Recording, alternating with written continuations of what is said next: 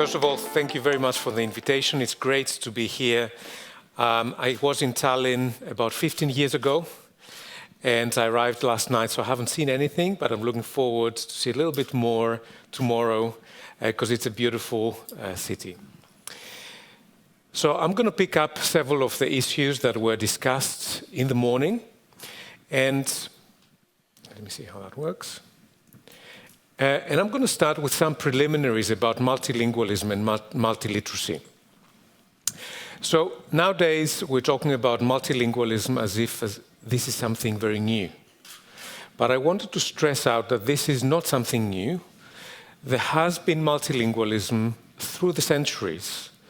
So it's not new. There have been multilinguals during the Roman Empire, during the 3rd millennium BC in Mesopotamia. In several countries, people were speaking different languages. So, for example, in England, the common people used to speak English, the aristocracy used to speak French, and the clergy used to speak Latin. In the Ottoman Empire, different communities used to speak different languages. And people would communicate, and those societies were flourishing. So multilingualism is not something new. Also, people used to read and write, so multiliteracy is also not something new. So the picture you can see here on these slides is a glossary from it's Sumerian Akkadian glossary, and it's on the Louvre. So at the time, 3000 BC, people used to write in different systems, and they had the glossaries. Now, at the time, not everyone was able to read and write. So a soldier in the Roman Empire didn't necessarily read, but someone who was an administrator had to be able to read and write. So multiliteracy also is not something new, but multiliteracy depends on education, and multilingualism, to a large extent, depends on the education, and this is why I mentioned that within the education panel. So the education system has to provide opportunities for the children to be able to learn the languages and to be able to learn how to read and write. Because if we don't have an education system that provides those opportunities, then we will not have multilinguals who can read and write in multiple languages. Now, of course, now we are in the 21st century. Things have changed, and there has been an increase in multilingual citizens for many different reasons. So the issue of globalization has been raised in several presentations, but there is also the issue of urbanization. So in every country, there are people from the provinces moving to the big cities, and that is also bringing languages into the big cities. We also have EU policies that have led to multilingualism. So, for example, there is the policy that at school we have to provide 2 foreign languages. It's not a legal requirement, but education systems are encouraged to provide 2 foreign languages. And in some systems it works really well, and that's why we have multilinguals. For example, I'm now at the University of Konstanz, and from my students, we don't have anyone who is monolingual. Everyone is at least bilingual, and we have several people who are trilingual, and these are usually the people who come from an ethnic minority, second-generation migrants in Germany, who may speak Turkish in the home, German from the society, French because they learn it at school, and maybe there is another language. So EU policies also have a positive effect in terms of creating multilingual citizens. Another important aspect is the recognition that language rights are an integral part of human rights. And so it's important that people have language rights and they develop the languages that are part of their community.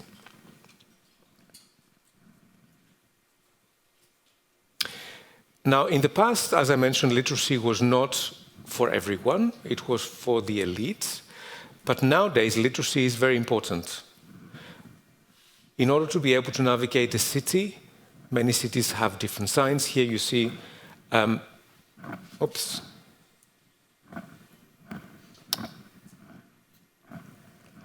So this is a sign in Singapore. Singapore is a multilingual country, so they have signs in many different languages. This is a street sign from London, Brick Lane.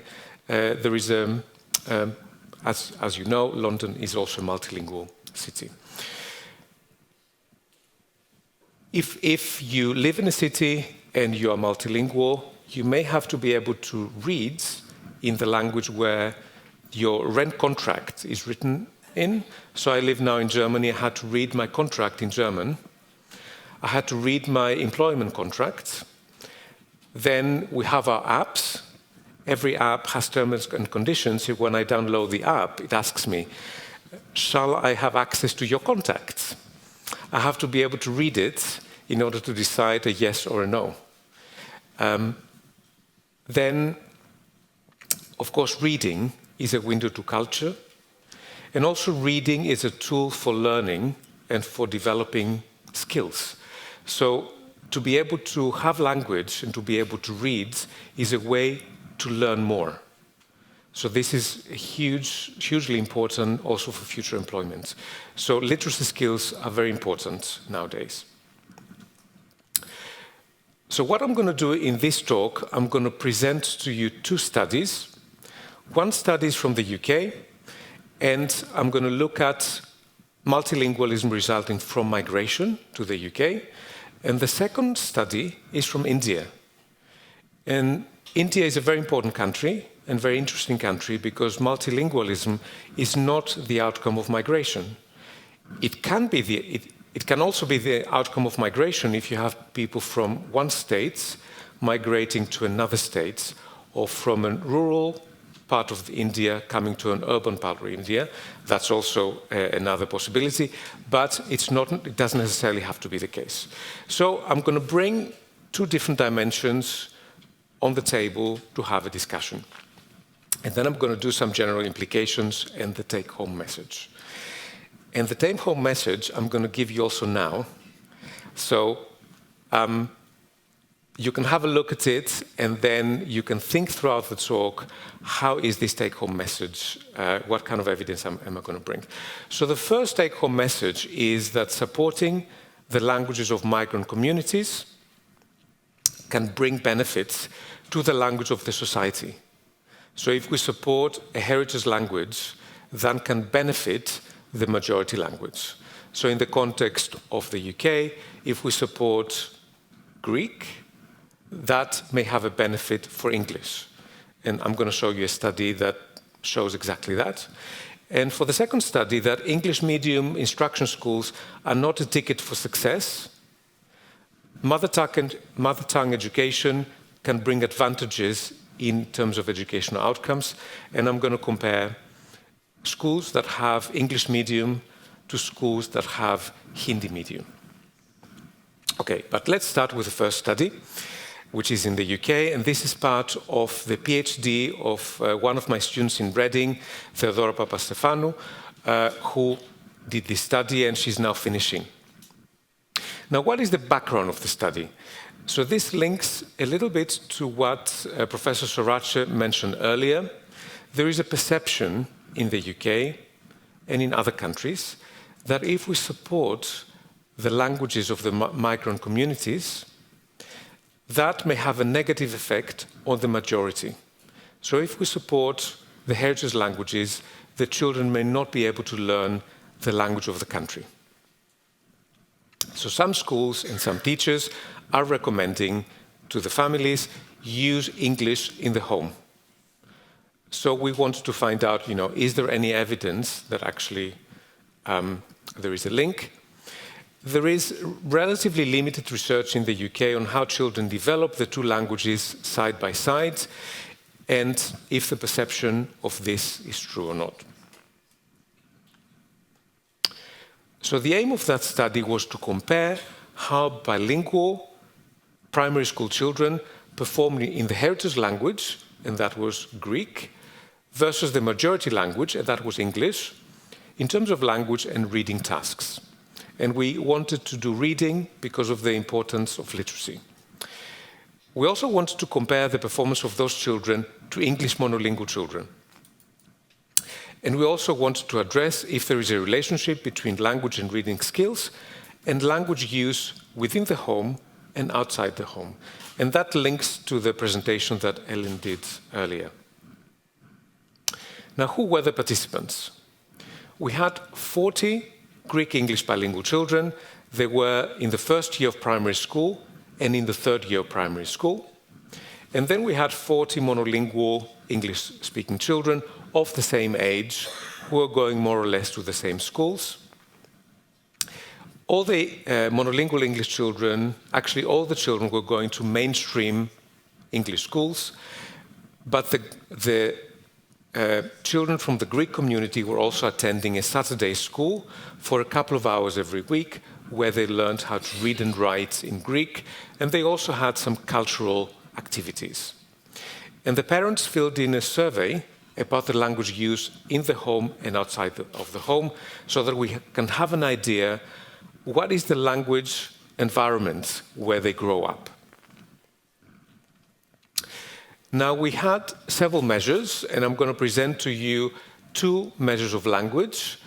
The one is blending, the other one is called elision. So these are metalinguistic awareness tasks of phonological awareness. So we're looking at whether children are able to use the metalinguistic awareness with language. So for the blending, we were giving them sounds, like the sound a, r, I, f, m, o, s. They had to put that together into a word, arithmos, which in Greek it means number. And then we were giving them a word like lemoni, and they had to delete the first syllable. So they had to say moni. So they had to do that in Greek, they had to do that in English, and the tasks were very similar. And then they also had to read real words, and they also had to read novel words, and we were looking at how good they were in reading. So for the first task, they wouldn't see anything. Everything was, they would listen to the sounds. For the second one, they would see the words, they had to read them. And I'm going to show you straight away the results. So in these complex figures, you always see Greek on the left, English on the right, and then gray is for year 1, and blue is for year 3. So you will see that, and I have put in a red square the English, you will see that the English, the bars are higher than Greek. So for all the tasks, all the 4 tasks, they were better in English compared to Greek. So English is the majority language, Greek is the heritage language. And for all of them, the children in year 3 are better than in year 1. That's not surprising. But for all the tasks, we saw that they were better in the majority language than in the minority language. Now let's have a look how they compare to the monolingual children.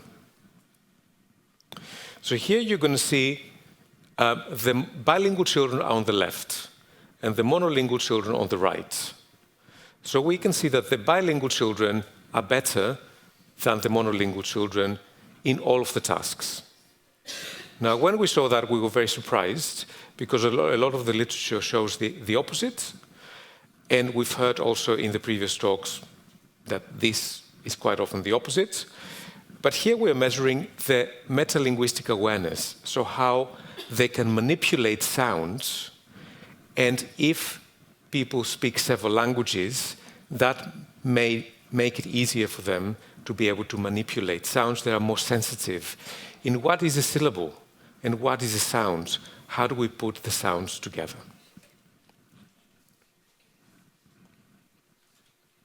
Then we also wanted to look at the relationship between language and reading skills and language use within the home and outside of the home. And surprisingly for English, we didn't find any relationship. So it didn't matter if they had a lot of English in the home, if they had a lot of English outside of the home, it didn't make any difference. But for Greek, it mattered. The children who had a lot of language activities outside of the home, which means basically if they went to with other children to do different other activities, they had better skills in Greek than the ones who didn't do many activities on Greek outside of the home. So to conclude the first study, we found that children have better language and reading skills in English compared to Greek. And so schooling in English seems to be enough for children to develop English skills. And English schooling seems to be leveling out the effect of what happens in the home. So supporting the Greek language does not negatively affect how they learn English, and parental support should be directed towards the heritage language rather than the majority language. Because they will learn English anyway, they get a lot of input in the school. So this is the conclusion of study number 1. Now, we're going to come to the second study, which is in India. Now, what is the background of that study? So we know several studies in the past have shown that the large proportion of children who attend state schools in India leave school with low educational achievement, and that particularly affects literacy and numeracy, mathematical skills. So a lot of children also drop out of school, and they have very low literacy skills. At the same time, there is an expansion of schools who have English as a medium of instruction. And that is not just the private schools. This is also the state schools. Now, in the private schools in India, India has excellent private schools. So if you look at what happens in the private schools, there is no problem. The problem is with the state schools. So we wanted to look at the effects in the state schools and to have a look at what supports good learning outcomes from state schools. So we did a study where we wanted to measure what factors lead to high versus low learning outcomes at school. And we had learning outcomes as the measure, and we looked at literacy, numeracy, and also we looked at cognitive skills. And then we had many different factors. So we had some educational variables. For example, if the school ran with English as a medium of instruction compared to mother tongue as a medium of instruction. When we looked at linguistic diversity in the school, so how many different languages are spoken by the children in the classroom? Does that matter? We looked at teacher qualification and school pedagogies.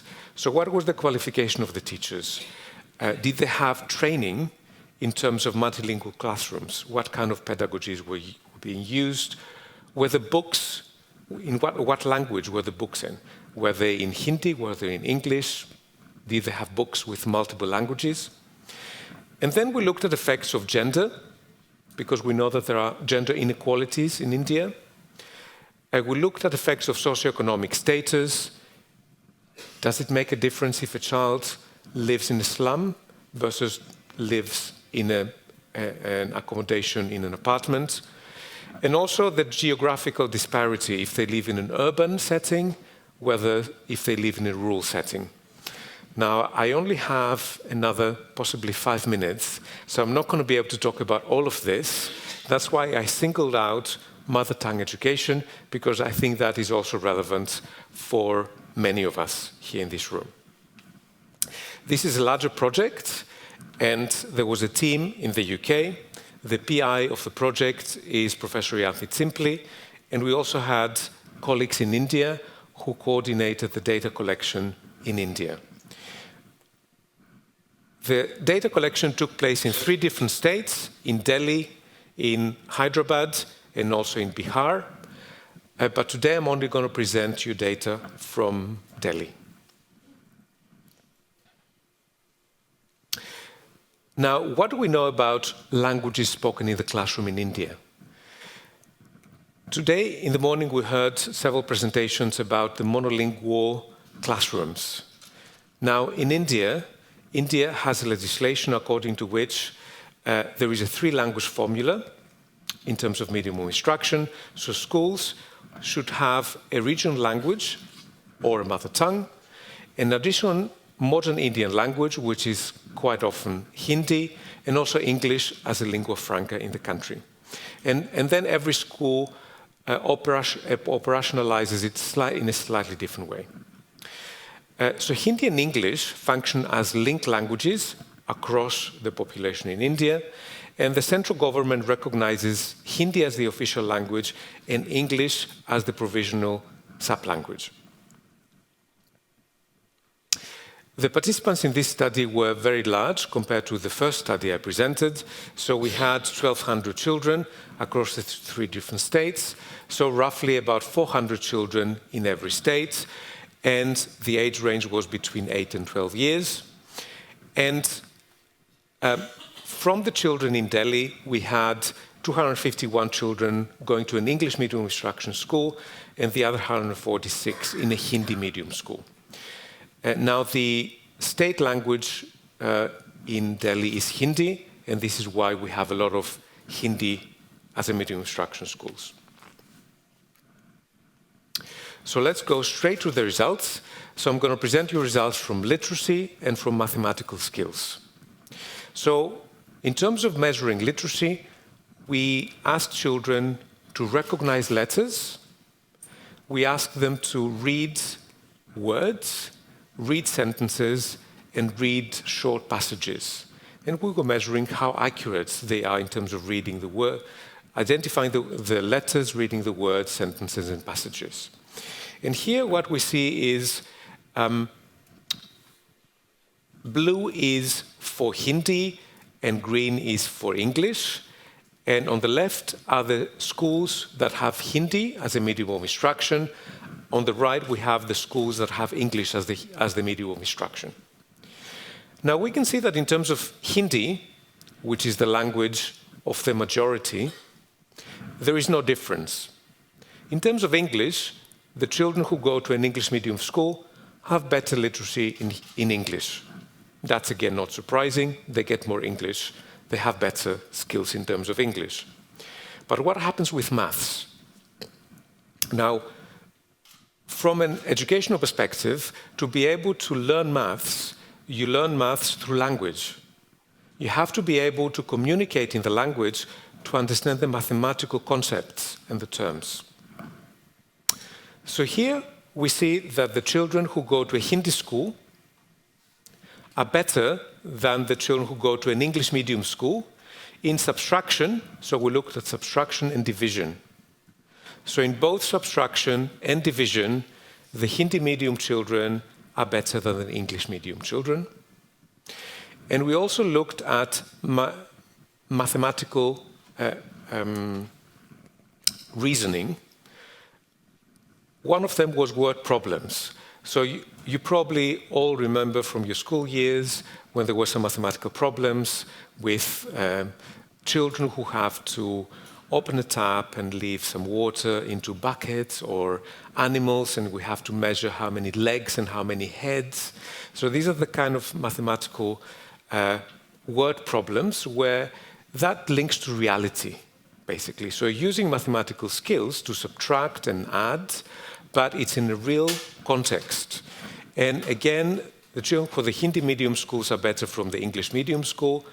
And the same thing for metamaths. So metamaths is we were giving them some exercises that were done in a wrong way. And then we said, well, why do you think this child made the wrong calculation?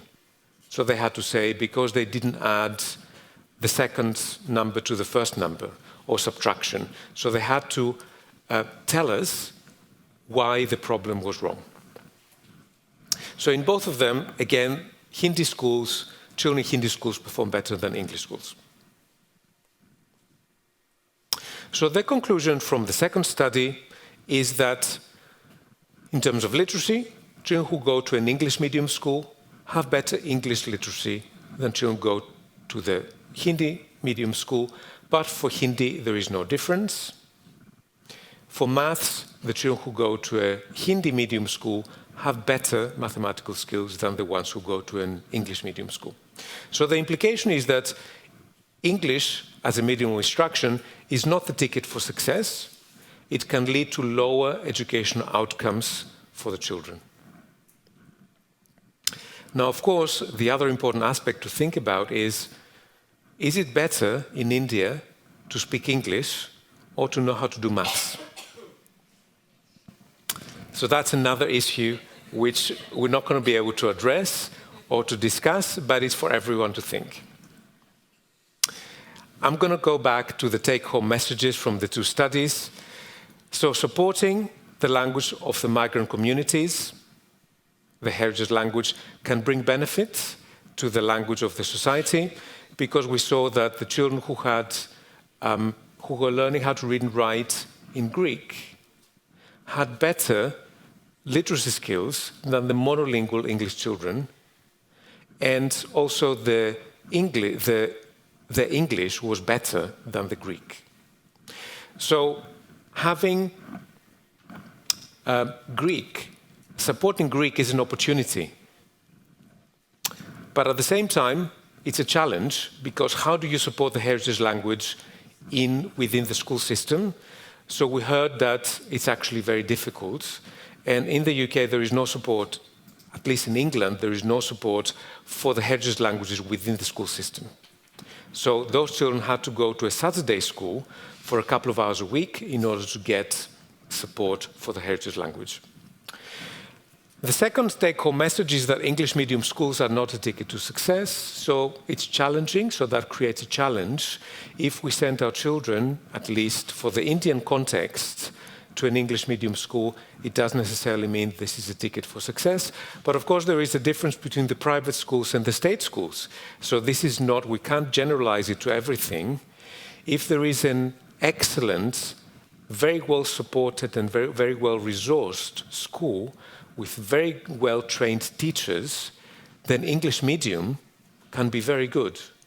But if the school doesn't have a lot of resources, if the teachers don't have very good training, then it may not bring positive outcome.